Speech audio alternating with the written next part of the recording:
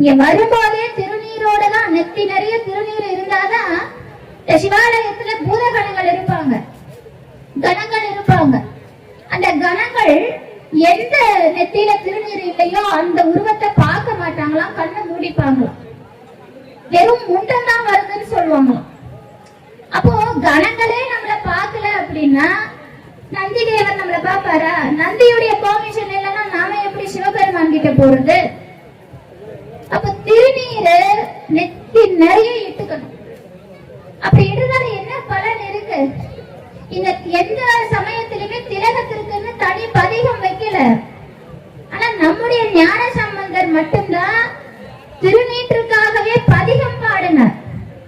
அந்த திருநீற்று பதிகத்தை பாடி பாண்டிய மன்னனான கூன் பாண்டியனுடைய வெப்பு நோயை தவிர்த்தார். நோய் தீர்த்த பதிகம் அது. யாரெல்லாம் திருநீரை நெத்தியில வைக்கிறீங்களோ அவங்களுக்கு எப்பேற்பட்ட பிணியும் விலகும். பிணி அப்படிங்கிறது உடலால் ஏற்படுகின்ற நோய் மட்டும் கிடையாது, நம்முடைய மனதில் ஏற்படுகின்ற நோய், கவலை. எத்தனையோ கவலைகள் நமக்கு உண்டு. கவலை இல்லாத மனுஷன் இந்த உலகத்துல கிடையவே கிடையாது. எல்லாருக்கும் கவலை இருக்கு. படிச்சவனுக்கு கவலை இருக்கு, படிக்காதவனுக்கு கவலை இருக்கு, திருமணம் ஆனவனுக்கு கவலை இருக்கு, ஆகாதவனுக்கு கவலை இருக்கு. சொல்ல போனா ஆனவனை விட ஆகாதவனுக்கு ரொம்ப கவலை இருக்கு. நான் அங்க போனா இங்க ரொம்ப கஷ்டம்.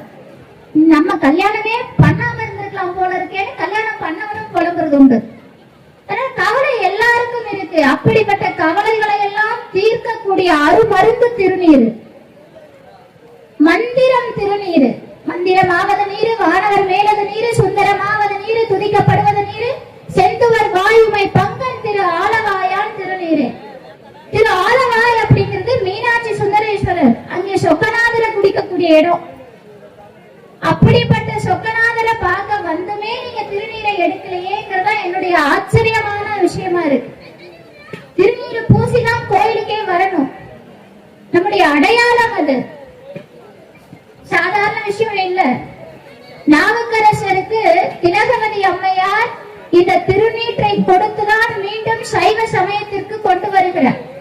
அவர் அங்கிருந்து வர நேரா வந்த உடனே சிவாலயத்துக்குள்ள போகல. சமண மதத்திலிருந்து சைவத்திற்கு மனம் திரும்பி வருகிறார். வந்த உடனே நேர கோயிலுக்கெல்லாம் போகல. அவர் சிவாலயத்துக்கு போறதுக்கு ஒரு தகுதி வேணுமா? என்ன தகுதின்னா, நெத்தியில திருநீரு, கழுத்துல ருத்ராட்சம், நாவில பஞ்சாட்சர மந்திரம், எப்பவுமே திருமுறைகள் பாடணும்.